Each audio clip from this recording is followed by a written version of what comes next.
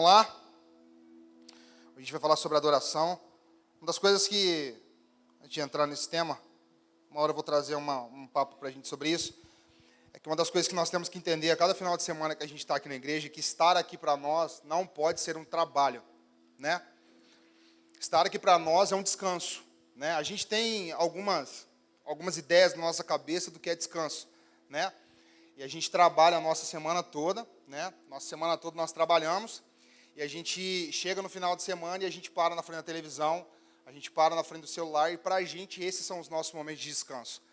Então, às vezes no final de semana está assistindo a televisão, está assistindo qualquer tipo de coisa, é um descanso e a gente acaba trocando as coisas e acaba deixando de entender que o que nós estamos fazendo aqui faz parte do nosso descanso. O que nós estamos fazendo aqui faz parte do nosso descanso. Por isso que a gente está aqui, se for possível, todos os dias da nossa vida, porque faz parte do nosso descanso. A gente está aqui em comunhão, né? A Bíblia fala, né, dessa importância da comunhão da igreja. Então, estar aqui para nós faz parte do nosso descanso. Então, uma hora eu vou trazer algo compartilhando com vocês sobre isso, mas eu queria que isso pudesse, a cada final de semana, na nossa cabeça, pudesse entrar. Estar aqui é um descanso. A gente distorceu um pouco o que é descanso. A gente entende que só descanso, muitas pessoas acabam nem descansando, né? Porque, às vezes, estar na frente da televisão, estar na frente do celular, você acha que está descansando, mas seu cérebro não está descansando. Isso não é descanso, né? O que nós estamos fazendo aqui é um descanso. É um descanso, a palavra do Senhor está sendo ministrada, nós estamos cultuando, nós estamos oferecendo um culto agradável a Deus e automaticamente Deus está ministrando ao nosso coração, nos transformando em cada mensagem que a gente está aprendendo aqui. Então, cara, isso aqui é uma profundidade grandiosa que nós estamos fazendo aqui. Então, que a cada final de semana você possa entender da profundidade que nós estamos fazendo aqui. Aqui é um descanso. Por isso que tem que ser leve o nosso culto aqui. Ele é um culto onde a gente entrega algo agradável ao Senhor. Há um sacrifício vivo para Ele, um culto agradável que tem, nós vamos falar hoje aqui, que tem satisfação no nosso culto, tem alegria no nosso culto, naquilo que a gente está entregando. Amém? Bom, na semana passada, antes de entrar sobre adoração, nós trouxemos algo interessante da gente poder entender sobre o que nós estamos falando a cada final de semana. Nós estamos falando sobre disciplinas espirituais e eu dediquei um pouquinho da nossa semana, da semana passada, para a gente falar um pouquinho que nós somos, sobre o nosso sacerdócio, a nossa responsabilidade de sacerdotes, né? A gente trouxe um pouquinho esse entendimento de que Deus ele não quer uma nação com sacerdotes, mas Ele quer uma nação de sacerdotes, certo? Então não é uma pessoa simplesmente que é sacerdote, mas todos nós somos sacerdotes, perfeito? Nós falamos isso e trazendo esse entendimento de que todos nós somos sacerdotes, né, todos nós temos responsabilidades aqui, não é só o pastor da igreja, a gente começa a entender que o que nós estamos construindo a cada final de semana faz parte da vida de um sacerdote, certo? Então, se todos nós somos sacerdotes, não é só função do pastor da igreja o estudo da palavra, não é só função do pastor da igreja o jejum, a oração, a meditação, não, é função de todos os sacerdotes. E quem são os sacerdotes? Nós somos sacerdotes. Então, cada pessoa, então fala para a pessoa que está do seu lado aí, fala, você é um sacerdote. Eu acredito que, eu tenho certeza que isso é uma boa notícia, mas às vezes para alguns já lascou, né? Tem uns que vai falar assim, e aí, cadê o Moisés para morrer no nosso lugar lá, né? Então, todos nós somos sacerdotes. Isso foi, se a gente puder resumir um pouco de semana passada, foi que todos nós somos sacerdotes. E a vida de um sacerdote inclui o que nós estamos ministrando aqui todo final de semana. Faz parte da vida de um sacerdote. O que faz parte da vida do sacerdote? Meditação, oração, jejum e estudo. Um sacerdote do Deus Altíssimo, ele medita da palavra, ele jejua, ele estuda a palavra, ele tem uma vida de jejum, uma vida de oração, é constante na vida desse sacerdote. Deus ele abriu o novo e vivo caminho para que todos nós pudéssemos subir ao monte agora. Né? Não tem aquela canção que a gente às vezes só leva para o lado da chapação total daquela canção, mas ela fala, então me tira o medo que me faz dizer Moisés, suba em meu lugar. Me faz entender, certo? Então assim, nos tira o medo, a mentalidade de medo, de ficar falando assim, quem vai ser o que vai subir no meu lugar? Quem vai ser o que vai falar com Deus no meu lugar? Porque eu tenho medo. Quem vai ser aquele que vai pagar preço no meu lugar? Quem vai perder tempo no meu lugar? Certo? Então, quando nós entendemos que todos nós somos sacerdotes, meditação, oração, jejum e estudo faz parte da vida de um sacerdote. Perfeito? Isso são o quê? Disciplinas que nós falamos, interna. São coisas que nós fazemos na nossa casa. Então, por exemplo, às vezes o seu momento é à tarde, às vezes o seu momento de jejum uma vez na sua semana, não sei como que você estabelece. Mas isso faz parte da vida de um sacerdote. Um sacerdote, ele tem essas coisas incluídas. Depois, nós falamos sobre as externas. Automaticamente, quando ele pratica disciplinas internas, meditação, estudo da palavra, ele vai se enchendo disso. Agora isso começa a ser evidenciado nas suas atitudes do lado de fora. Ele é um sacerdote, então o quê? Simplicidade são características que estão na vida dessa pessoa agora. Você olha nela e fala, cara, que pessoa simples, né? Que pessoa simples. Você olha para ela, você vê simplicidade, você vê submissão, sujeição, você vê solitude, uma pessoa que pratica solitude. Ela nunca está sozinha. Ela sempre entende que nos momentos que ela está sozinha, ela está cheia de Deus. Ela está cheia do Espírito. Certo? Isso é solitude. E depois, o último foi, das disciplinas exteriores, serviço. Um sacerdote serve. Ele ama servir. Ele ama estar na igreja, final de semana, após final de semana, servindo os irmãos, entregando. Ele está lá, hoje tem a ceia aqui, ele está lá, ele quer se comprometer em servir, ajudar, ele toca no louvor, ele faz a recepção da igreja. Ele ama servir, ele ama olhar para o irmão, não, deixa que eu faço para você. Serviço, não só na igreja, mas fora da igreja. Serviço faz parte da vida dessa pessoa. Então, você percebe, a cada final de semana, nós estamos construindo, ou estamos revelando, ou apontando a vida de um sacerdote para você. Talvez era aquilo que nós só olhávamos e falávamos, o pastor tem que praticar isso. Nesse final de semana, nós estamos mostrando, todos nós devemos praticar isso. Certo? E aí nós entramos nas semanas que estão passando, sobre as comunitárias. Então, um sacerdote que ele pratica coisas interiores no seu lugar secreto, ele começa a revelar nas exteriores e tem coisas comunitárias que ele pratica. Adoração, né, o que nós vamos falar um pouco mais aprofundado aqui hoje. Adoração, né, que é outro que nós vamos falar, confissão, na verdade foi o primeiro que nós falamos, né, ele confessa, ele ouve confissão, ele sabe confessar os seus pecados, porque ele entende que ele não é um herói, e ele sabe ouvir confissão das pessoas e liberar o perdão de Deus sobre a vida dessas pessoas.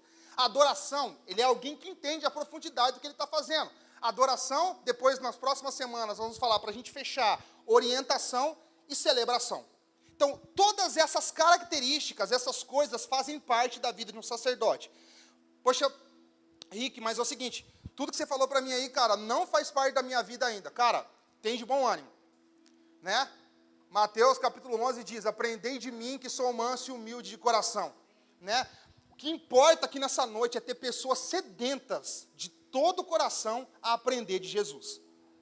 Essa é a parte fundamental. Porque existem pessoas que estão em muitas comunidades, que elas estão nas comunidades, mas não têm anseio por aprender de Jesus. Elas não têm anseio por aprender dele. Elas estão e elas se entregaram, eu nasci assim, eu cresci assim, não é aquela música, né? Eu sou assim, eu dei o jeito que eu sou e eu não mudo jamais. Não, porque o meu pai é assim. Uma pessoa que fala assim, o meu pai é assim, minha mãe foi assim, não entendeu sua nova natureza em Cristo. Porque a partir da hora que nós nascemos de novo, não existe, meu pai foi assim, minha mãe foi assim. Por quê? Porque agora uma nova natureza é imputada em nós agora. É óbvio que nós vamos ter que vencer muitas rejeições, muitos problemas, mas o que nos dá a perspectiva de vencer agora é o sacrifício de Cristo. É essa nova natureza que está na nossa vida agora.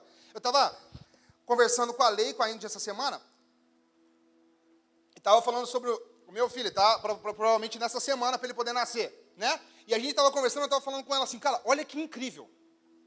Olha que incrível. Meu pai e minha mãe, vocês se convertem em quantos anos mais ou menos?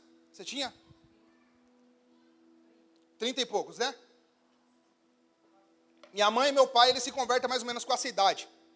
Eu vou mais ou menos, há uma conversão na minha vida, genuína mesmo, mais para frente, mas ali a partir dos 14 anos, 15 anos, eu começo a ir para a igreja, meio arrastado, eu não sei das quantas, mas vou, daqui a pouco começo a firmar, onde chega um lugar onde eu não consigo ficar sem vir mais. Faz parte da minha vida, faz parte do meu dia a dia, faz parte de estar a cada dia partilhado isso na minha vida. Então, olha que coisa interessante. Eu estava conversando com a Lei e falei, cara, olha que coisa incrível. Eu conheci Jesus, comecei ali a partir dos meus 15, dos meus 14 anos de idade. Olha que coisa incrível, né? Agora o meu filho vai ter a oportunidade de conhecer Jesus do seu nascimento agora. Olha que coisa incrível que está acontecendo. Olha que profundidade está acontecendo agora. A linhagem dele já vai ser completamente diferente. Olha como que isso vai mudando de geração para geração agora. Olha que coisa incrível, a natureza de Cristo. Agora, o que foi liberado a partir da minha vida, a partir dos 13, 14 anos para frente, na vida dele está sendo praticado desde a barriga agora. Olha como que é incrível, como Deus faz nova todas as coisas e começa a estabelecer agora uma profundidade acontecendo agora. Isso é precioso, certo? Então, quando nós olhamos para todas essas partes aqui que fazem parte da nossa vida como pessoas que nascemos de novo, cara, não tem mais essa, mas eu sou assim porque foi assim, porque não, eu nasci de novo. Eu preciso tomar posse de que eu nasci de novo. O passado de Cristo é o meu passado. O presente de Cristo é o meu presente. O futuro de Cristo é o meu futuro. E nós tomamos posse dessa realidade agora. E agora? Como que eu sou bom? Como que eu consigo ser uma pessoa mais justa? Como que eu consigo ser uma pessoa mais boa? Por causa de Cristo Jesus. Por isso, aprendei de mim que sou manso e humilde. Então, se você olha para essas características e fala, cara, está longe ainda da minha vida, é possível. O que precisa para ter isso aqui? Fome. Fome. Fome. Precisa ter praticamente na nossa vida essa fome, esse anseio profundo. Então, para a gente poder entender, toda essa lista faz parte de um sacerdote. Não sei, cara, se você tinha já essa convicção na sua vida, né, como quando você se converteu, ou quando você começou a ir ali para a igreja e começou a entender das convicções que fazem parte da sua vida. Talvez você falou assim, não, mas para mim era trabalhar, né, no louvor da igreja. Não, e louvor é só o louvor. Não, para mim era parte de fazer o quê? Participar do departamento infantil. Eu vou lá, sirvo e vou embora. Não. O que eu estou falando aqui para nós, baseado no que as Escrituras dizem, é que Deus não quer uma nação com sacerdotes. Ele quer uma nação de sacerdotes. Então, nessa noite aqui, nesse culto, todos somos sacerdotes. E se todos somos sacerdotes, meditação, estudo da palavra, oração, jejum, simplicidade, são características das nossas vidas. Então, as pessoas vão olhar para nós e falar, cara, aquele cara é um sacerdote do Deus Altíssimo. Eles vão olhar para nós e falar, cara, aquele cara ali é um cara diferenciado. A forma que eu sento com ele, cara, a forma que eu converso com ele, a forma que eu estou conversando com ele, eu consigo confessar os meus pecados, ele libera algo profundo sobre a minha vida. Por quê? Porque nós entendemos que esse sacerdócio, ele é integral também. Amém? Então, beleza. Então, nós vamos falar agora, entrar sobre a adoração, né? Talvez um dos pilares mais importantes na vida de um sacerdote. A vida de adoração desse sacerdote. Se todos nós somos sacerdotes do Deus Altíssimo aqui, nós temos, não é simplesmente a responsabilidade do pastor, porque a gente cobra do pastor que ele tem uma vida espiritual bacana, a gente cobra do líder, mas a gente não entende que Deus nos fez uma nação de sacerdotes. E a responsabilidade espiritual sobre a minha vida é sobre mim também. Eu tenho a responsabilidade, o acesso que foi dado a Moisés foi dado a mim. O acesso que foi dado a Paulo foi dado a mim. O acesso que foi dado a mim foi dado a você. Então, essa é a profundidade que a gente precisa entender. Então, para a gente poder introduzir sobre a adoração, acho que nada melhor do que a gente abrir um texto clássico que fala sobre a adoração, né? João capítulo 4. Talvez eu vou enfatizar algumas coisas interessantes aí. Talvez a gente faça uma leitura um pouco extensa. João capítulo 4, versículo 5.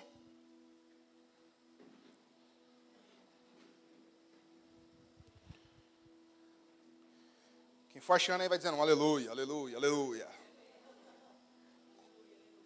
Aleluia. Agora termina aleluia.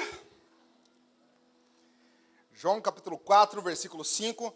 Então a adoração, ela faz parte, nós fomos criados para a adoração. Nossa, olha que incrível. Nós fomos criados para a adoração. A adoração faz parte do pilar da vida de um sacerdote. Nós somos chamados para a adoração. Então, nós vamos ler João, capítulo 4, versículo 5. Se achou, diga amém aí. Amém. Amém? Então vamos lá, vamos ler. Fala assim, ó. Assim, Jesus chegou a uma cidade samaritana, chamada Sicar, perto das terras de que Jacó tinha dado ao seu filho José. Ali ficava o poço de Jacó. Cansado da viagem, Jesus sentou-se junto ao poço. Era por volta do meio-dia. Nisso veio uma mulher samaritana tirar água. Jesus lhe disse, dê-me um pouco de água, pois os seus discípulos tinham ido à cidade comprar alimentos. Versículo 9. Então a mulher samaritana perguntou a Jesus, como, sendo o Senhor um judeu, pede água a mim, que sou uma mulher samaritana? Ela disse isso porque os judeus não se davam com os samaritanos. Versículo 10. Jesus respondeu, se você conhecesse o dom de Deus e quem é que está lhe pedindo água para beber, você pediria e ele lhe daria água viva. Ao que a mulher lhe respondeu: o Senhor não tem o balde e o poço é fundo. De onde vai conseguir essa água viva? Por acaso o Senhor é maior do que Jacó, o nosso pai, que nos deu o poço, do qual ele mesmo bebeu, assim como os seus filhos e o seu gado? Jesus respondeu: quem beber desta água voltará a ter sede, mas aquele que beber da água que eu lhe der nunca mais terá sede. Pelo contrário, a água que eu lhe der será nele uma fonte a jorrar para a vida eterna. A mulher lhe disse: Senhor, quero que me dê dessa água para que eu não tenha mais sede, nem precise vir buscá-la. Jesus disse: vai e chame o seu marido e volte aqui. Ao que a mulher respondeu: não tenho marido. Então Jesus disse: você tem razão, e ao dizer que não tem marido, porque já teve 5, e esse agora que está não é seu. O que você disse é verdade. Versículo 19. A mulher então lhe disse: agora eu sei que o Senhor é um profeta. Nossos pais adoravam neste monte, mas vocês dizem que em Jerusalém é o lugar que deve se adorar. Jesus respondeu: mulher, acredite no que digo. Vem a hora em que nem neste monte, nem em Jerusalém vocês adorarão ao Pai. Vocês adoraram o que não conhecem. Nós adoramos o que conhecemos, porque a salvação vem dos judeus. Mas vem a hora, e já chegou, em que os verdadeiros adoradores adorarão o Pai em espírito e em verdade, porque são esses o que o Pai procura para seus adoradores. Deus é espírito, e é necessário que os seus adoradores adorem o Pai em espírito e em verdade. A mulher respondeu: eu sei que virá o Messias chamado Cristo. Quando ele vier, nos anunciará todas as coisas. Então Jesus lhe disse: eu sou o Messias que estou falando com você. Naquele momento, chegaram os discípulos de Jesus e admiraram ao vê-lo falando com uma mulher. Mas nenhum deles perguntou: o que você está querendo? Ou por que o Senhor está falando com ela? Quanto à mulher, deixou o seu cântaro, foi à cidade e disse ao povo. E aí continua. Cara, essa aqui é um dos raros momentos que Jesus bate no peito e fala assim: eu sou o Messias. E é então incrível que nesse encontro de Jesus com essa mulher, eu sempre ressalto isso, aquela mulher vai para buscar água, e ela volta, ela vai para buscar água, ela vai com o seu cântaro buscar água, ela volta e vai embora sem o cântaro. Né? Ela vai com o cântaro buscar água, mas volta sem o cântaro. Por quê? Porque aquilo que ela encontrou era muito maior do que ela estava procurando. Certo? Aquilo que ela encontra, então... Por isso que eu falo várias vezes, nós buscamos as bênçãos, Deus nos dá as bênçãos, só que a gente precisa entender que a hora que nós o encontramos, ou Ele nos encontra, nós abandonamos as redes e seguimos Ele. Por quê? Porque o abençoador é muito maior do que as bênçãos. O que Ele libera sobre nós é muito mais profundo. Mas vamos tentar entender aqui e contextualizar. Se você prestar atenção, no final do capítulo 3, há uma discussão entre os discípulos de João ali, né, sobre se Jesus batizava, né, as pessoas estavam, Jesus estava batizando as pessoas e as pessoas estavam seguindo ele.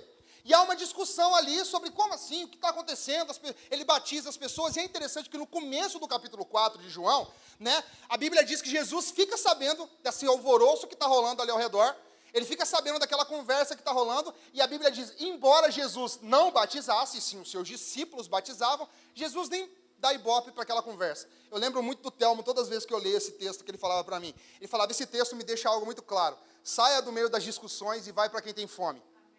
Saia do meio do alvoroço e vai para quem tem fome. Existem pessoas que querem discutir, existem outras que querem comer e beber da palavra. E Jesus sai daquele momento, daquele local, e vai de encontro àquela mulher.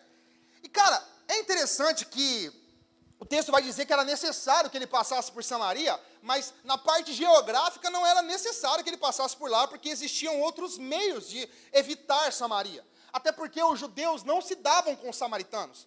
Né? É uma questão bem antiga isso, mas eles não se davam com os samaritanos, então era possível evitar passar por Samaria. Mas Jesus passa por Samaria, ele tem um propósito de passar por lá.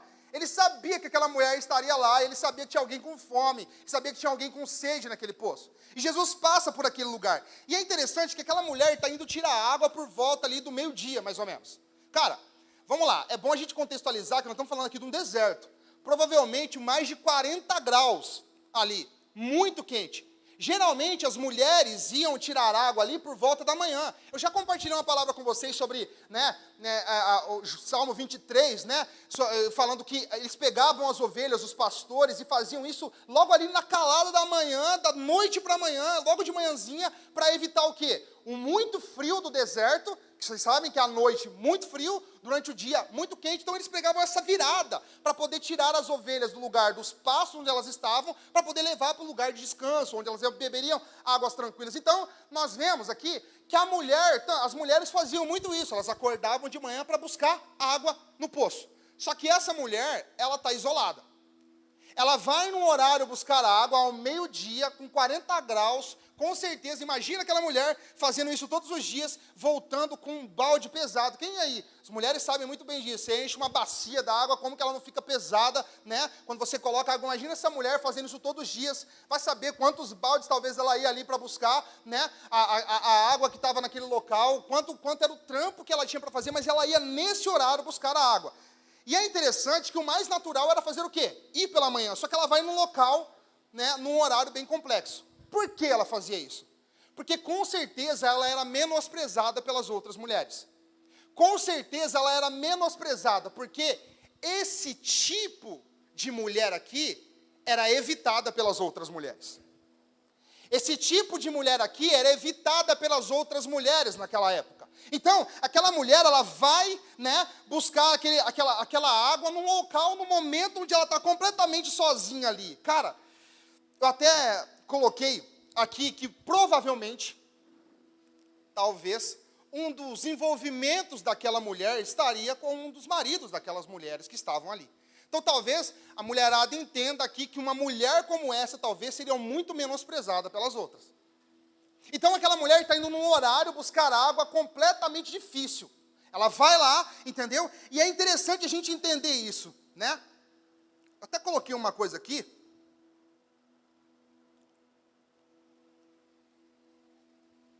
Que quando ela está indo nesse local buscar essa água, olha que coisa interessante e intrigante acontece.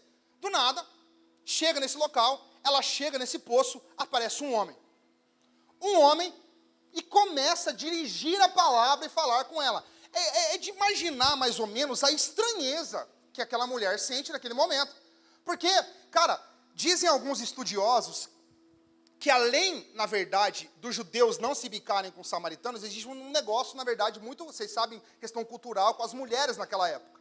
Então, dizem alguns estudiosos que alguns judeus oravam assim pela manhã: Senhor, obrigado, porque eu não nasci mulher e nem nasci um samaritano.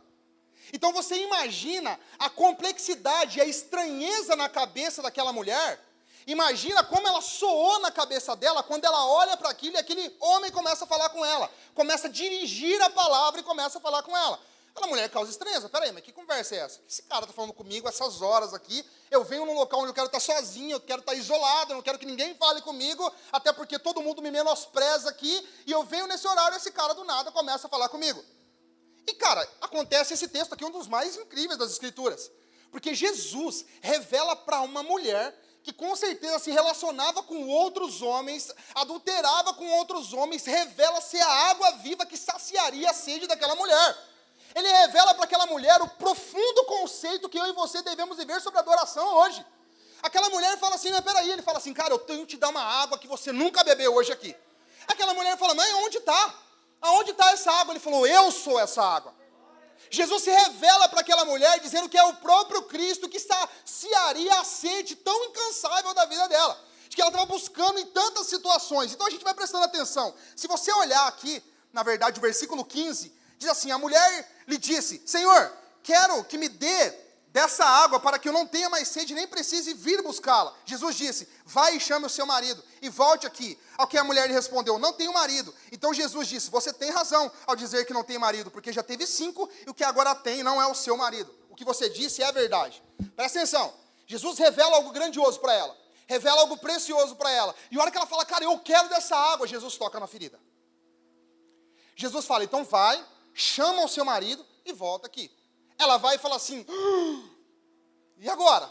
Jesus vai, como um profeta, fala assim, não, realmente é assim, assado. É interessante, gente. Todas as vezes que a gente se encontra com Jesus, ele toca o dedo da ferida e algo morre dentro de nós. Jesus olha para ela e fala, não, vai lá. Aquela mulher ia passar por um dos processos mais transformadores da vida dela, porque aqui realmente ela está encontrando um homem que trataria ela com a devida dignidade. que trataria ela com a devida dignidade como uma filha do Deus Altíssimo. E aí, a gente tem acontecendo, Jesus começa a falar com ela, Jesus começa a falar assim, cara, eu vi que você teve 5 maridos, o 6º não é o seu marido, e etc. E ela fala, peraí, né? Eu percebo, é até interessante, que no versículo 19 a mulher diz assim, agora eu sei que o Senhor é um profeta. Nossos pais adoraram nesse monte, mas vocês dizem que Jerusalém é o lugar da adoração. Cara, o que é interessante aqui? A hora que a mulher... É uma coisa bem intrigante, que quando Jesus fala dos maridos, ela fala assim, agora eu vejo que o senhor não é um profeta, hein? Peraí, esse cara aí tem um negócio diferente, entendeu? Né? Jesus fala com ela, Jesus libera com ela, ele está dialogando com ela, e ele começa a trocar essa ideia com ela. E é interessante que aquela mulher praticamente está perguntando, aonde nós devemos ali adorar? Ela vai entrar no seu argumento daqui a pouco. Aonde nós devemos adorar? Aonde é o lugar de adoração? É isso que ela quer saber. Se a gente for parafrasear um pouquinho o que aquela mulher está dizendo, ela está falando assim, qual que é a church do momento? Qual que é a igreja que está mais badalada agora? Qual que é o pastor do manto aí que vai trazer a revelação do Deus Altíssimo? É isso que ela está perguntando. Qual que é o pastor que vai nos levar a palavra de conhecimento, que vai nos revelar Deus, que vai mostrar Deus para nós? Qual que é a church, né? A church do momento, né? É a church do alto da montanha, né? Qual que é a church que a gente... Ou é a church de Jerusalém, né? Qual que é a top? Qual que é... Eu vejo a galera lá postando no Instagram, no Twitter, que a igreja é top, cara. Tem uns caras lá que chapam o coco na igreja lá. Parece que os caras sentem o manto lá, o negócio é louco. O pastor lá tem umas palavras da hora, parece que essa é a church do momento, né? Qual que é? Já que o senhor é um profeta, o senhor pode me falar, né? Aonde que é essa igreja, né? E é interessante, Jesus responde, mulher, acredite no que digo, vem a hora que nem neste monte, nem em Jerusalém. Você precisa prestar atenção no que nós estamos conversando aqui, porque tudo vai fazer sentido a cada versículo desse texto. Se todos nós somos sacerdotes, Jesus está quebrando o conceito church aqui agora. Jesus está quebrando, é o pastor tal. É a igreja tal. Jesus está falando assim, mulher, acredite no que digo. Vem a hora que nem nesta igreja, nem naquela igreja, vocês adorarão o Pai. Vocês adoram o que não conhecem. Nós adoramos o que conhecemos, porque a salvação vem dos judeus. Mas vem a hora, né? Vem a hora em que os verdadeiros adoradores adorarão o Pai em espírito e em verdade, porque esses são os que o Pai procura para seus adoradores. Deus é espírito e é necessário que os seus adoradores adorem o Pai em espírito e em verdade. Qual que é a pergunta que aquela mulher está fazendo para Jesus? A pergunta que ela está fazendo é o seguinte, aonde nós devemos adorar? Aonde vai ter o mediador, o cara que vai levar a gente até Deus? Essa é a pergunta que ela está fazendo. Só que se você for prestar atenção, a pergunta é errada. O contexto da pergunta é maravilhoso, é sobre adoração. Ela quer saber na onde se adora. O que é o contexto da adoração? Mas a pergunta está sendo errada que ela está fazendo para Jesus ali. A pergunta reformulada, na verdade, é quem e quando nós devemos adorar? Essa é a pergunta certa. Quem nós devemos adorar e quando nós devemos adorar? E é isso que Jesus começa a dialogar. Jesus responde para ela, cara, chegou a hora em que os verdadeiros adoradores não vão procurar mais um lugar para adoração, pois eles serão esse lugar de adoração. É isso que Jesus está dizendo para aquela mulher agora. Jesus está falando, chegou a hora que você não vai ficar procurando na church do momento, entendeu? Não é que a gente vai deixar de cultuar, até porque, né, a galera de plantão vai falar assim, nossa, então agora achou o método, não precisa de igreja mais. Não precisa de igreja mais, não precisa ter comunhão mais, não, nada a ver. Pelo contrário, porque nós não entendemos sobre as disciplinas exteriores, disciplinas interiores, exteriores e as comunitárias. O que nós estamos fazendo aqui? Nós estamos adorando em comunhão. O nosso Pai, a Bíblia diz que Ele é uma comunidade, viveu em comunhão desde toda a eternidade. E a parte que Jesus mais sofreu foi quando foi separado da comunhão do Pai. Então Ele chama os seus filhos a viverem em comunhão. Só que Jesus está mostrando algo precioso, não é o pastor fulano de tal agora, não é a igreja do momento agora. Qual que é a igreja do momento agora? Nossa, é a Jerusalém Church, cara, essa igreja é a boa, essa igreja é a boa, não é a Alto da Montanha Church, essa é, nossa. Jesus não fala isso para ela. Chegou a hora em que os templos, na verdade eu até achei uma frase bem bacana, chegou a hora em que os templos não serão feitos de pedras, mas de pedras vivas. Uau! De pedras vivas. O que é importante nesse barracão aqui, gente? As paredes? Não. O que é santo? Não fala aqui que é santo. Não fala que não. Quem é santo aqui? Nós somos separados. Porque durante muito tempo a gente viu que essa conversa, não fala isso na igreja que é pecado. Não fala. Aí a gente sai da igreja e fala o quê? Deixa a vida me levar, né? Só que agora, quando você entende que nós somos esse lugar de adoração, mudou. Mudou porque você saiu daqui da igreja, você é o lugar de adoração. Você entrou na igreja, você é o lugar de adoração. Você entende agora que aonde você colocar a planta dos seus pés agora, aquilo se torna santo porque você está pisando lá. A pergunta, meus amigos, agora mudou praticamente. A pergunta é, quem nós devemos adorar? Cara, presta atenção. A primeira coisa, o primeiro ponto que eu queria falar nessa mensagem com vocês aqui é, quem nós devemos adorar? Presta atenção. Jesus, quando está respondendo ela, ele fala sobre verdadeiros adoradores. Se existe verdadeiro, existe falso. Certo? E é interessante que o Pai está à procura desses verdadeiros. Por que ele está à procura dos verdadeiros? Porque todos nós, independente se adoramos o Deus Altíssimo ou não, adoramos alguma coisa. Essa é a questão aqui. Você pode não ser um religioso, você pode, a galera que assiste a gente talvez mais daqui a um tempo, seja uma pessoa que é um ateu, não acredita no cristianismo, ok. Mas se você não adora o Deus vivo, você adora falsos deuses. Essa é a questão. Por isso Jesus está falando dos verdadeiros adoradores. Porque se você não adora o Deus Altíssimo, você está adorando outras coisas. Ele fala no versículo 22, presta atenção que ele fala para ela. Vocês adoram o que não conhecem. Ele fala para ela. Nós adoramos o que conhecemos, porque a salvação vem dos judeus. E, cara, eu achei uma ilustração do John Piper bem interessante para compartilhar com vocês aqui. Eu vou tentar falar para vocês aqui sem deixar algo de fora. Não sei se você já chegou a ver, mais ou menos, uma foto dos planetas. Eu queria até ter tirado alguma coisa para passar aqui, mas eu acabei esquecendo. Quando você olha, se você já viu uma foto dos planetas, o que está acontecendo? A gente tem os planetas, certo? E no meio dos planetas a gente tem o quê? O Sol, certo? Os planetas, eles estão fazendo o quê? Girando ali, né, em torno do Sol, né? A gente tem os planetas ali girando e o Sol faz o quê? Ele está mandando energia, né? Energia solar, ele está mandando energia. O que está sustentando eles ali? O Sol. O Sol sustenta, o Sol manda energia, entendeu? Isso está acontecendo. Agora vamos fazer o seguinte, cara, você é bem inteligente, certo? Toda a palavra de que colocaram sobre a sua vida, de que você não é inteligente, que você é isso, eu libero sobre a sua vida que você é inteligentíssimo demais. Então usa a sua inteligência agora nessa noite para... Imagina agora na sua cabeça. Agora, o Sol, certo? Os planetas. Perfeito? Tá.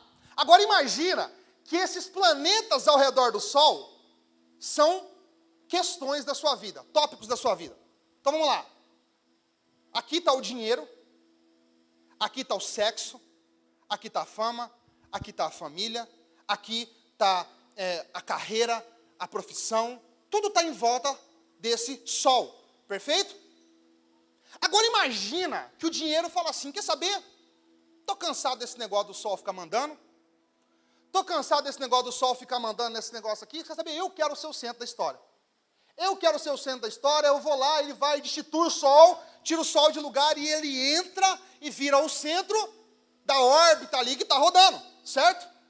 Só que tem um problema nessa situação aqui. Tem um problema, porque o primeiro problema que tem é que o dinheiro, talvez, que entrou como centro agora dessa órbita da sua e da minha vida agora, ele não tem força para sustentar a órbita da nossa vida. É o primeiro ponto que a gente tem que analisar.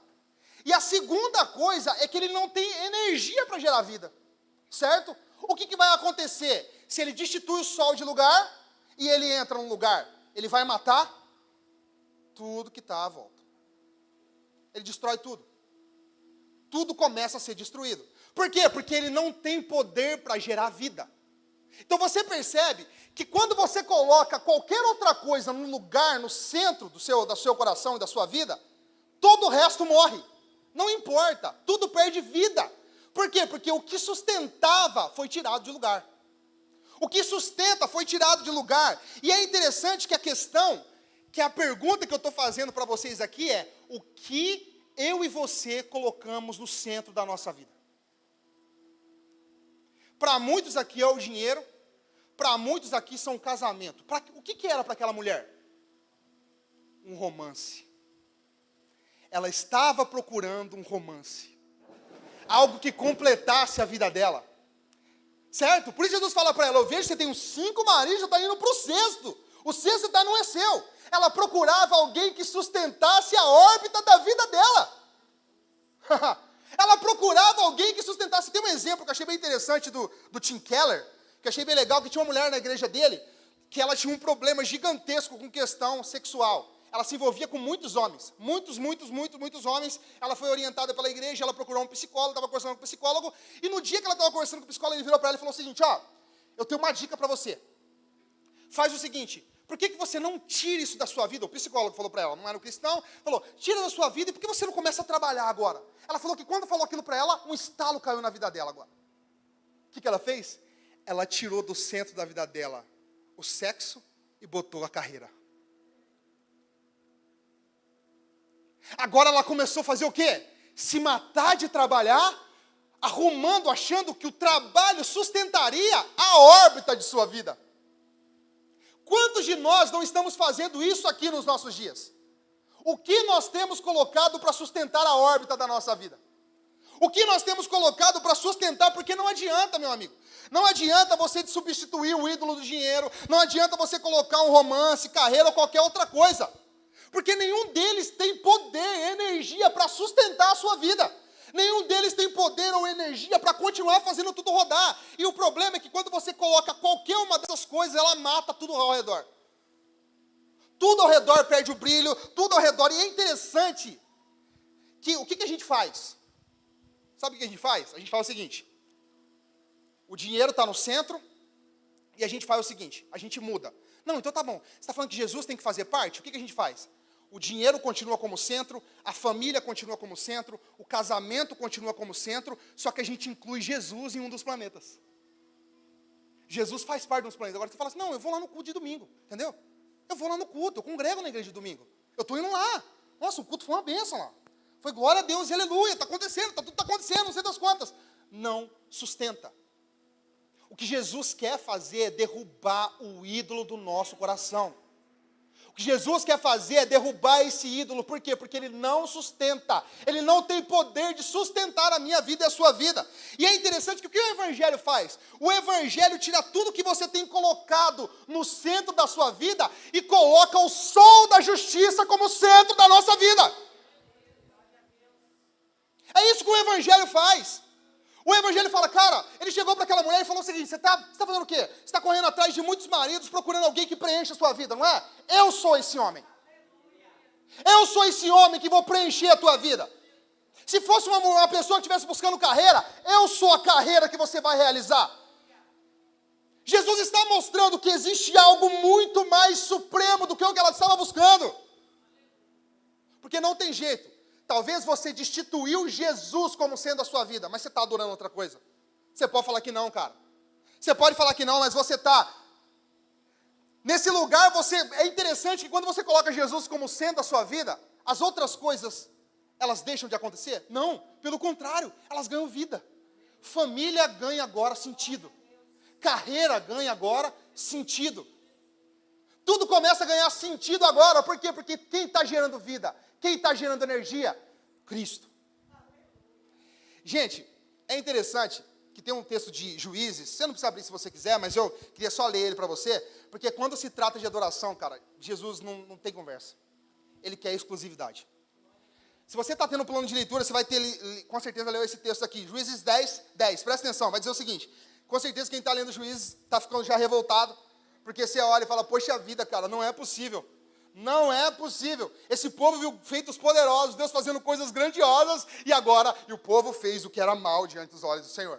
E aí Deus levanta um libertador, liberta aquele povo, e não sei das coisas, e o povo fica durante 40 anos, 10 anos, 18 anos, e vai, e cai de novo e faz o que é mal. E agora, olha que interessante. Capítulo 10, versículo 10. Então os filhos de Israel clamaram ao Senhor dizendo, então com certeza tinha feito alguma coisa errada. Eles falam, pecamos contra ti porque deixamos o nosso Deus e adoramos os Balaíns. O Senhor respondeu aos filhos de Israel, quando os homens egípcios, os amorreus, os filhos de Amon, os filisteus, os sidônios, os amalequitas, os maonitas oprimiam vocês, e vocês clamavam a mim, não é verdade que eu livrei vocês das mãos deles? Mas vocês me abandonaram e serviram a outros deuses. Presta atenção que ele vai falar para ele aqui, ó. Por isso, não os livrarei mais. Vão e clamem ao Deus que vocês escolheram. Você percebe que eles abandonaram de adorar a Deus, estão falando assim, não, vocês não estão, não. Ele falou assim, vocês estão adorando outros deuses. Então, quer saber? Eu entrego vocês aos deuses que vocês estão adorando. Não é isso que vocês querem? Então vai, adora o Deus de vocês. E aí é interessante que ele fala o seguinte, que ele os livre vocês no tempo do aperto. Falo para você, o casamento livra a gente na hora do aperto? O romance, a carreira, a profissão, a fama, o poder, o sexo, não. Só que Jesus está dizendo para muitos de nós aqui, vai, clama a eles. Vê se eles vão livrar vocês no dia do aperto. E aí é interessante que ele vai fazer o seguinte, versículo 15. Mas os filhos de Israel disseram ao Senhor, nós pecamos, faze-nos tudo o que parecer bem, mas por favor, livra-nos ainda desta vez. E no versículo 16, cara, é incrível, que para Deus efetuar, não é só uma ordem. No versículo 16 fala, e tiraram os deuses estranhos do meio de si, e adoraram ao Senhor. E ele já não pôde reter a sua compaixão diante da desgraça de Israel. Quando a mensagem vem, o que Deus quer que você faça? Quem está governando na órbita da sua vida? Arranca fora. Eu só começo a atuar quando você tirar fora. Eu só começo a atuar, por quê? Porque eu não divido a minha glória com ninguém. É isso que Deus está falando para aquelas pessoas. É isso que Deus está falando para a gente. Eu não divido, mas eu amo o dinheiro, eu amo a carreira. Você tem que tirar fora.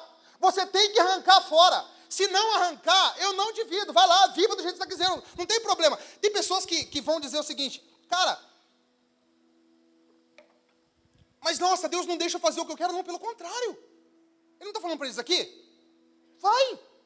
Seja feliz. Siga o teu coração. O problema de seguir o teu coração, sabe qual que é o problema? É seja você o seu Deus. É isso.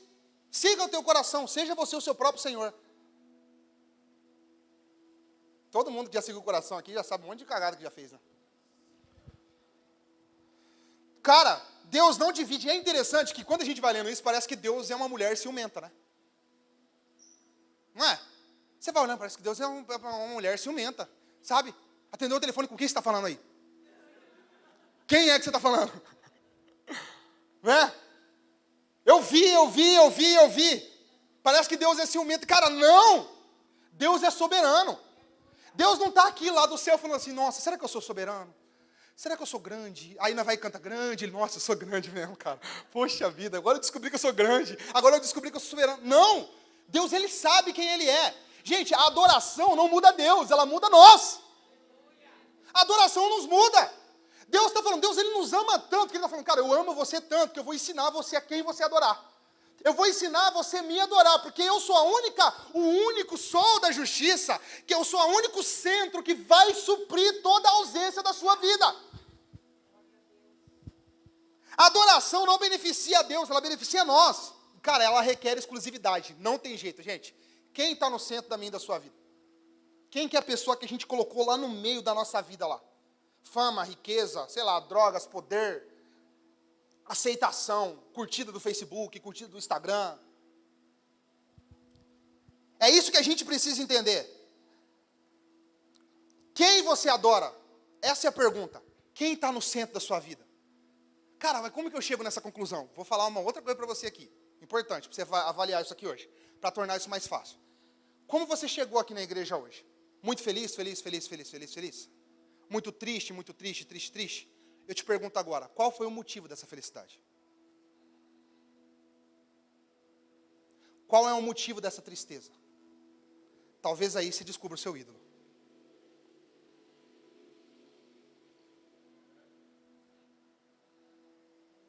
Estou feliz demais. Por quê? Deu certo a proposta de trabalho. Seu ídolo. Você quer dizer que a gente não pode se alegrar? Não. Agora perde o trabalho, você vai ver que a pessoa morre. Nossa, que coisa triste, ela não entende que quem sustenta ela é o sol da justiça. Não, quem sustenta ela é o trabalho. Então ela perdeu o trabalho, que será de nós agora? Quem há de nos defender? Aí Deus é o Chapolin colorado? Nós precisamos entender exatamente isso, gente. A melhor forma da gente descobrir isso. Eu quero dar um minutinho para você aqui. 1 minuto para você. Esse 1 minutinho de silêncio para você aqui.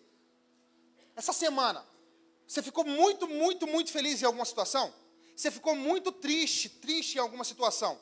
Eu pergunto para você, e esse 1 minutinho, quem foi o motivo da tua felicidade? Qual foi o motivo da tua felicidade? Qual foi a circunstância que deixou muito feliz ou muito triste? Foi teu time de futebol? Foi tua esposa? Foi o teu trabalho? Foi aquela noite incrível, maravilhosa que você teve? Foi aquela promoção tão aguardada e esperada no trabalho? E se tirar de você ela hoje? Cara, enquanto a gente não entender que o que Deus quer é exclusividade. Não, mas Rick, na boa, cara, eu não quero da exclusividade, não tem problema, a gente acabou de ler Juízes aqui. Tudo bem, sigam o Deus de vocês. Não clamem a mim. Você está entendendo o que Deus está falando? Porque a gente quer os nossos deuses e a gente quer que Deus faça parte de um dos planetas. Que a gente recorre a Ele e fala assim, aí, me dá uma força, me ajuda. Você pode fazer alguma coisa por mim? Deus está falando, não, siga o seu Deus, Ele não é suficiente. É como se Deus agora encarnasse na vida de Elias e falasse o seguinte, assim, ó, vai, será que ele não foi dormir, não? Será que ele não vai fazer alguma coisa? Ele não é poderoso para sustentar a sua vida? Ele não é forte o suficiente? Não deu tanta alegria para você aquele dia? Deus quer exclusividade, meus amigos, não tem jeito. Agora, a pergunta crucial é, o que te dá vida?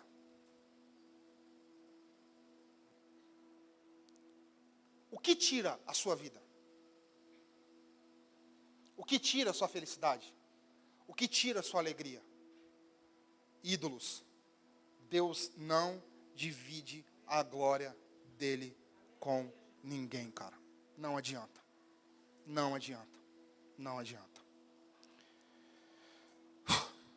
2. Vamos lá. Então a gente estava falando aqui até agora, né? Em quem nós devemos adorar. Agora a segunda coisa que é interessante a gente prestar atenção nesse texto é como se deve adorar. Como se deve adorar, certo? A gente falou sobre quem. Quem nós devemos adorar? Quem é o sol da justiça? Quem vai sustentar a órbita da nossa vida? Cristo, ok? Todo mundo está comigo aqui? Tá, agora, como se deve adorar? Isso é um ponto importante a gente conversar aqui agora, né? A adoração, ela deve ser o quê? Interna. A gente precisa entender isso. No como se deve adorar, a gente precisa entender primeiro que a adoração, ela é interna. Presta atenção, Jesus fala no versículo 23, mas vem a hora, e já chegou, em que os verdadeiros adoradores adorarão o Pai em espírito e em verdade, porque são esses que o Pai procura para seus adoradores. Deus é espírito e é necessário que os seus adoradores adorem o Pai em espírito e em verdade. Primeira coisa que a gente precisa entender, a adoração não pode ser mecânica. A sua adoração e a minha adoração não pode ser algo mecânico, não é ritualística. Ah, eu vou no culto de domingo lá. Chega no culto de domingo, vou embora, é isso aí, cumpri minha cota do dia. Entreguei o meu sacrifício lá agora. Não. A adoração, ela precisa ser consciente. Você precisa entender, a adoração nossa deve ser por inteiro. Eu te pergunto, e essa pergunta é para mim, você está aqui por inteiro hoje? Você está aqui por inteiro, desde a hora que você chegou aqui nessa igreja. Você está por completo aqui? Entendendo que aquilo que você está fazendo nessa casa, qualquer coisa que você está fazendo aqui, você está se entregando por completo naquilo que você está fazendo? Porque uma adoração, no como, ela tem que ser completa, ela tem que ser por inteira, ela não pode ser mecânica. E cara, se existe uma coisa que a igreja costuma fazer demais, é entrar no modo automático. Tanto que a igreja de Éfeso era o que? Cara, beleza, vocês estão fazendo tudo bonitinho. Lembra a igreja de Éfeso em Apocalipse? Está muito legal, está muito bacana, mas vocês perderam a paixão, vocês perderam o amor. Volta a praticar.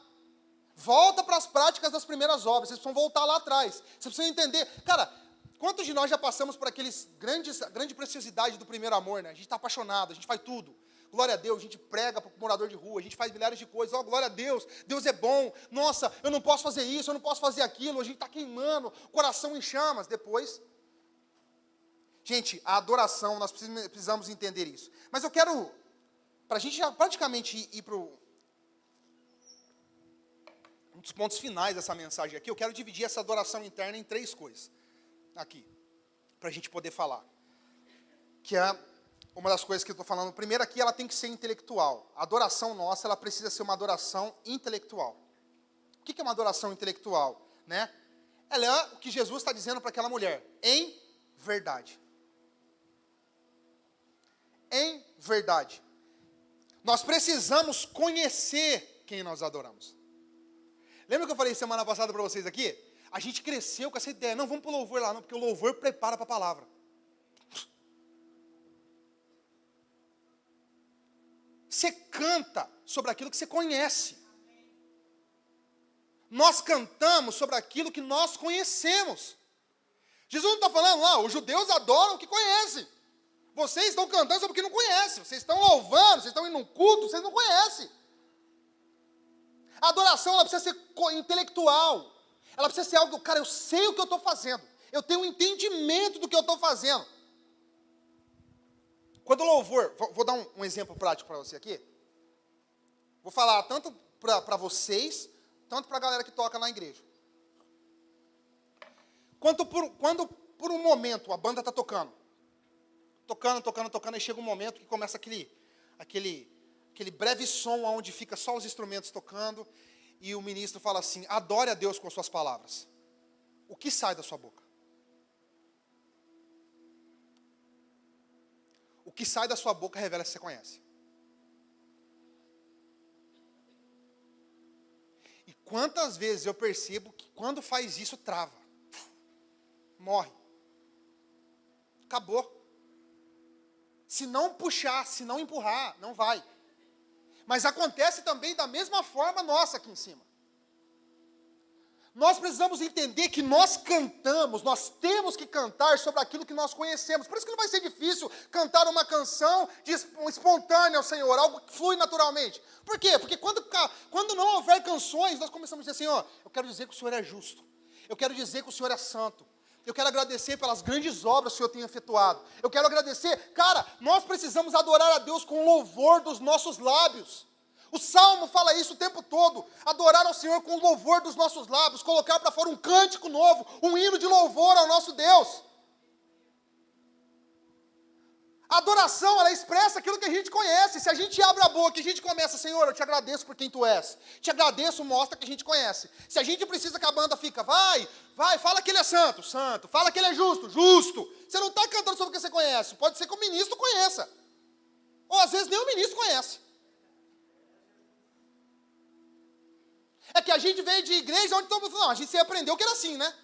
Lembra que eu falei semana passada? Isso é um problema. Lembra do cachorro que eu falei semana passada, um exemplo? O cachorro, você tem um exemplo semana passada, para quem não estava aqui, de um cachorro que o dono pegou e levou o cachorro lá para aprender a pular, entrar na água. E aí as primeiras coisas que o dono fez foi o quê? Levou o cachorro, ele molhou a patinha, voltou, molhou a patinha. Chegou um momento que ele entendeu profundamente ali, cada dia ele foi entendendo, daqui a pouco ele começou a entrar na água. Só que agora ele fazia o quê? Ele fazia do nada. Por quê? Porque ensinaram para ele que era daquele jeito. Mas, trazendo essa introdução para a gente aqui, beleza, falaram para a gente falar que ele é santo. Mas por quê? Por que Deus é santo, cara? Por que nós temos que cantar sobre a justiça de Deus? Eu pergunto para vocês hoje aqui. Respondo para você. Por que nós temos que levantar as nossas mãos? Por que nós temos que entoar um cântico novo a Ele? Por que a gente tem que fazer isso? Se a gente não souber responder essas palavras, a gente não sabe por que a gente está aqui. Jesus está trazendo a convicção, não, vocês precisam adorar o que vocês conhecem. Não, peraí, eu vou lá no louvor, o louvor vai preparar para a palavra. O louvor vai preparar, e você vai, chora, agora preparou, agora receba a palavra.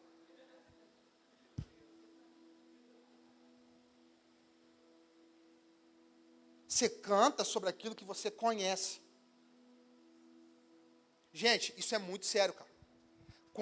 Cara, eu vejo isso em muitas igrejas. Cara, muitas igrejas, vai lá igreja, canta. cessa as canções. Só que aí o ministro também não sabe fazer nada. Ele fica, e agora? Para onde vai? Para onde rumo agora? Eu não sei. Por quê? Porque ambos não conhecem nada. Nós precisamos entender que a adoração ela precisa ser intelectual, ela precisa ser racional. Eu conheço, eu sei sobre aquilo que eu estou cantando. Eu sei sobre quem eu estou adorando. Quem é o centro da minha vida? É o sol da justiça. Eu estou cantando sobre ele. Eu conheço ele. A adoração, ela precisa ser racional, certo? Segunda coisa, ela precisa ser emocional também. Ela precisa ser emocional. E é interessante que os salmos, várias vezes você vai ver assim, ó, nos salmos, quando você está lendo, ele fala, regozijo no Senhor. A minha alma se regozija no Senhor. E é interessante que no livro dos salmos, a palavra usada várias vezes está usando para emoções. Eu lanço as minhas emoções diante do Senhor. Não é simplesmente só o meu intelecto, a minha razão. Eu jogo as minhas emoções diante de quem Ele é também, num lugar de adoração. Você percebe que no texto sobre oferta, não é só trazer a oferta, mas é trazer com alegria. As emoções estão incluídas na oferta. Deus não está só preocupado com você fazer. Não, faz assim. Não é só isso. Eu sei o porquê eu estou fazendo isso. E automaticamente as minhas emoções são lançadas. O regozijo, a minha alma está diante do Senhor naquilo que eu estou fazendo. Tem uma coisa que eu contei aqui para vocês uma vez, não sei se vocês lembram disso. Uma mulher, que ela foi no mercado com o marido, e ela pedia toda vez para o marido levar ela no mercado. Lembra disso? Marido, vamos no mercado. Não quero ir, não quero ir, né? Talvez você, mulher, peça para sua esposa no mercado, ele não gosta de ir no mercado com você, e você fala, meu Deus, não vai no mercado, beleza. Até que um dia ele decidiu, tá bom, quer que eu vá no mercado? Eu vou no mercado. Aí foi no mercado. Quando chegou no mercado, ela falou, vai embora. Cara, rolou uma treta em casa.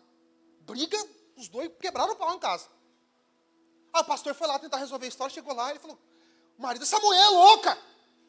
É louca, ela estava, ó, você tem que ir no mercado, tem que ir no mercado, tem que ir no mercado, tem que ir no mercado. Eu fui no mercado com ela. Aí eu cheguei no mercado, fui lá no mercado com ela, ela falou que não precisava ir no mercado mais com ela. Ela respondeu, não precisa mesmo, fica em casa. Aí ele falou, tá vendo, ela é louca. Aí o marido, cara, o tempo todo, ele falava, e a esposa não falava nada. Daqui a pouco o pastor falou assim, ó, agora você fica aqui, deixa eu ver o que ela vai falar. A esposa, cara, glória a Deus pelas mulheres. Sábias são as mulheres. Uma frase, ela falou assim, ó, eu não quero que ele vá no mercado comigo. Eu quero que ele queira estar no mercado comigo. Talvez você demorou para pegar a profundidade do que a mulher disse. Querer estar é diferente de eu tenho que ir. Você está entendendo? As emoções estão... Aquela mulher, o que ela queria do marido? Não só que ele fosse, mas que as emoções fossem junto. Que ele queresse estar literalmente. Gente, cara, entenda isso aqui que eu estou falando para vocês, gente. Jesus não quer que você ore. Ele não quer que você jejue. Ele quer que você queira fazer isso.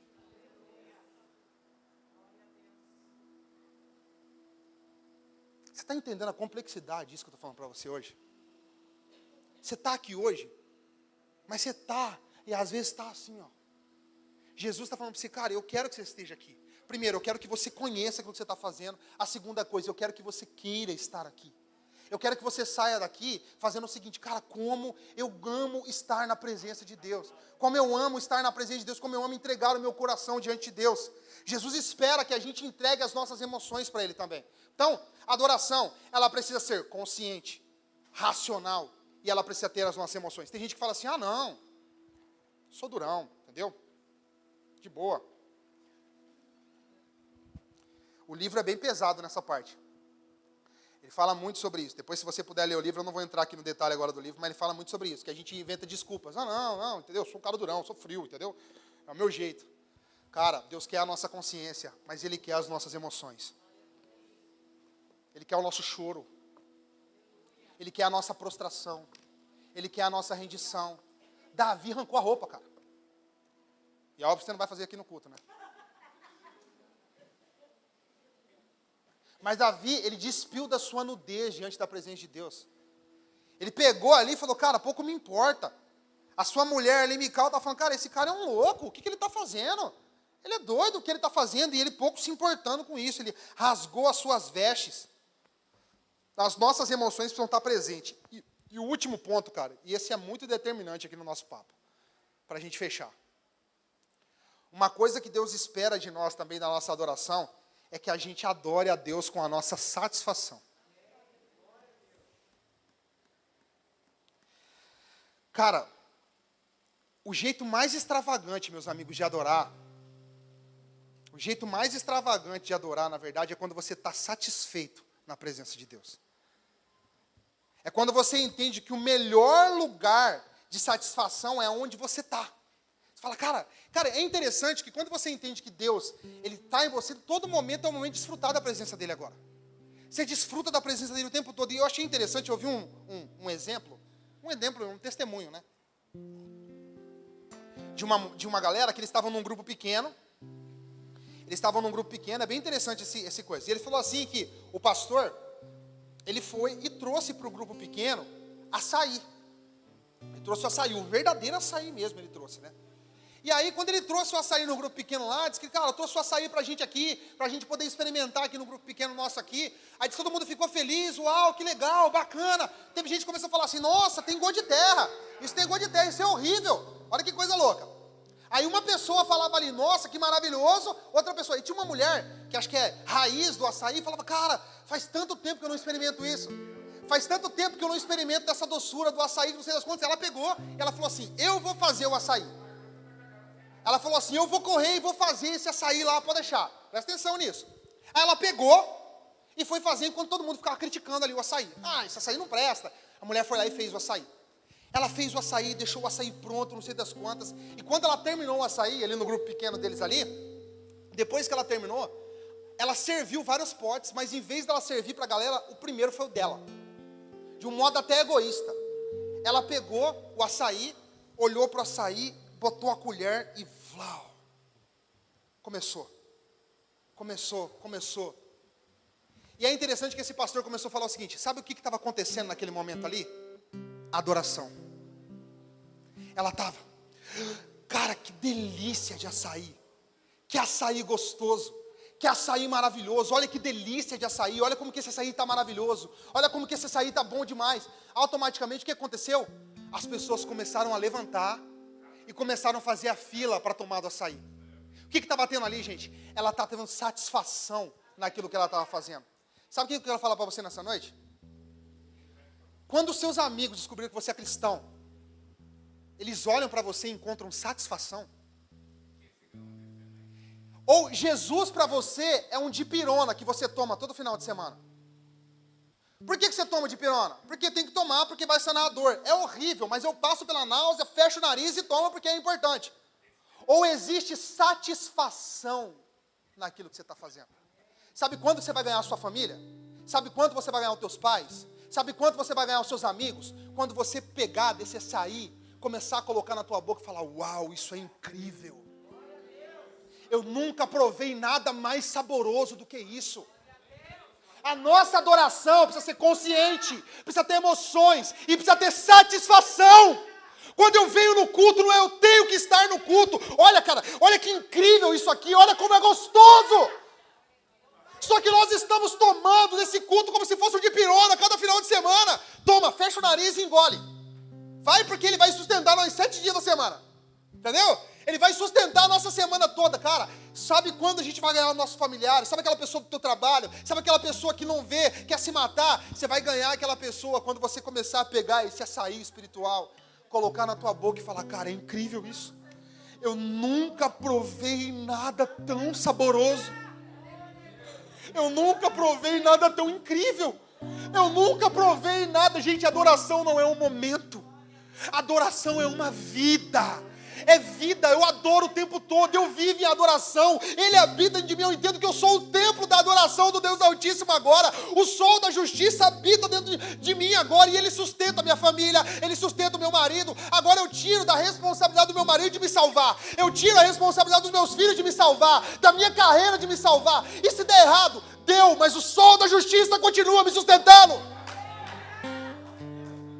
O sol da justiça continua me sustentando. Mas deu errado. Você percebe que a gente tem medo de arriscar. Por quê? Porque a gente tem medo da frustração. Porque se frustrar, acabou a minha vida, meus amigos. Eu quero dizer para você que é o sol da justiça que te sustenta. Deus está falando para você assim, cara, quando se trata de adoração, meu amigo, eu quero exclusividade. Eu quero exclusividade, eu quero ser o centro do seu coração. Não, mas Jesus, mas eu não estou afim. Tudo bem, então fica com os seus deuses, entregue-se a eles. Não tem problema nenhum. Só que você vai entender, gente, cara, é incrível que quando Jesus está fazendo isso, ele não está sendo ingrato. Parece que é uma pessoa que é arrogante quando está fazendo isso, né? Eu sou o cara. Não, quando Jesus fala que ele literalmente é o cara, ele estaria mentindo se não falasse isso. Ele seria contra a sua própria natureza.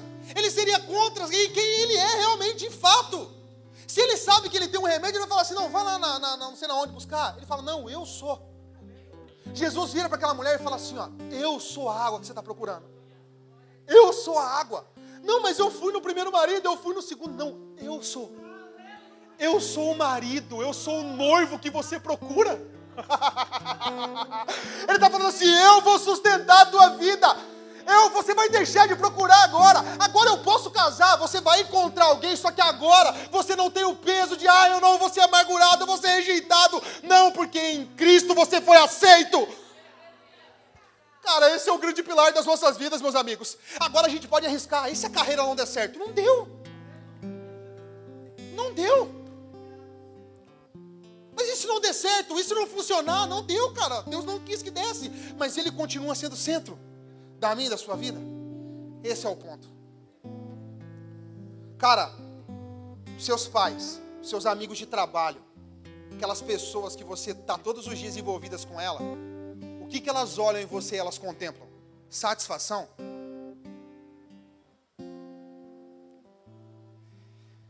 Eu vou encerrar falando para você o seguinte. Sabe o que eu mais anseio? Que o meu filho, quando ele nasça e ele veja satisfação na minha vida, não é quando ele vê eu com a minha esposa, que eu acho que vai ser importante. Não é quando ele vê eu trabalhando aqui na igreja. Não é quando ele vê eu assistindo meu time de futebol. É quando ele vê eu prostrado diante de Jesus. E ele olha para aquilo e fala, cara, meu pai tem satisfação naquilo que ele faz. Eu quero comer disso. Eu quero me alimentar disso. Eu quero comer, eu quero beber dessa fonte que meu pai está bebendo todo dia. Eu quero comer dela, eu quero comer desse alimento. Eu quero experimentar dessa doçura. Gente do céu, cara, nós somos a igreja. Hoje eu vi um vídeo que eu achei sensacional. Aonde foi que essa mensagem tão poderosa se tornou, parece que tão fraca? Parece que agora não tem peso. A gente fala, parece que não faz nada. Por quê? Porque a gente deixou de ser o mensageiro. A gente deixou de ser as cartas vivas. A gente deixou de falar assim, não aponto para lá, olhe para nós. Olhe para nós. Não foi isso que os discípulos fizeram na Porta Formosa? Olhe para nós. Olhe para nós. Eu tenho a mensagem. Nossa família precisa ver satisfação naquilo que a gente faz. Porque senão, meus amigos, o que nós estamos fazendo aqui todo final de semana é motivo de muito peso para nós. E não tem necessidade de ser assim. Deus acabou de falar em Juízes aqui. Tudo bem, se entreguem aos seus deuses. Vai, abraça ele. Entre aspas, sem ser muito forte, o que eu estou falando, tipo, morra com eles. É isso que você quer? Se entrega a eles, não tem problema nenhum. Se é isso que você quer. Só que ele está mostrando uma porta. Ele está mostrando uma porta. O evangelho é essa porta, cara.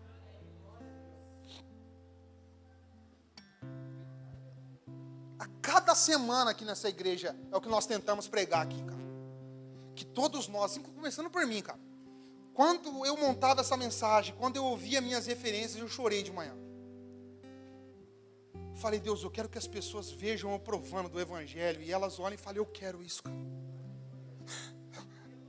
Eu quero isso. Eu quero essa doçura, eu quero experimentar. Eu quero experimentar, a hora que eu colocar na minha boca isso aí, eu quero poder experimentar disso. Só que o problema é que para nós está sendo um sacrifício. É final de semana, após final de semana, pesado demais. Cruel, difícil, pesaroso. A gente troca por outra coisa. A gente troca pelo Domingão do Faustão. A gente troca pelo filme que vai passar na televisão. Quantas vezes Jesus já chamou a gente para um lugar secreto, a gente trocou por um filme. Quantas vezes a gente já trocou pelo futebol da televisão? Quantas vezes está falando, cara, eu quero ter um papo contigo, cara. Eu quero me envolver com você, eu quero revelar coisas profundas a você. E aí? Senhor, eu não quero. Por quê? Porque eu vou cumprir minha obrigação no domingo. É domingo que eu cumpro, não é hoje. Hoje não é o dia de adoração. É isso que a gente faz. Hoje não é o dia de adoração. O dia de adoração é de domingo. Jesus está falando, cara, tá bom. O problema é que a vida vai nos forjando, né? Cada dia a gente quebra a cara. A gente quebra a cara. A gente quebra a cara. A gente quebra a cara hoje. Quebra a cara amanhã. Quebra a cara depois. Não, amanhã vai dar certo. Não, é quando eu pegar tal dinheiro, nossa, aí eu resolvo a minha vida. Você pega o dinheiro, você não resolve e ainda não tem felicidade. Você acha mesmo, meus amigos, eu vejo tanta gente brincando com isso, com esse tipo de brincadeira assim, mas quando eu ser rico vai ser bom. Você acha mesmo que é quando você tiver dinheiro? Você acha que a felicidade está em quando você tiver a grana? Ela pode ser um dos planetas lá, mas ela não pode ser o Sol. O Sol é um só. Enquanto você ficar colocando no centro da sua vida qualquer outra coisa, meu amigo, já era. Não vai dar certo.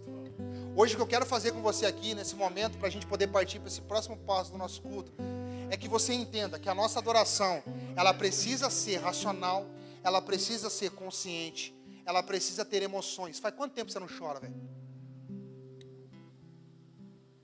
Faz quanto tempo que você não rasga o seu coração na presença de Deus? Se é que um dia você já chorou na presença dele.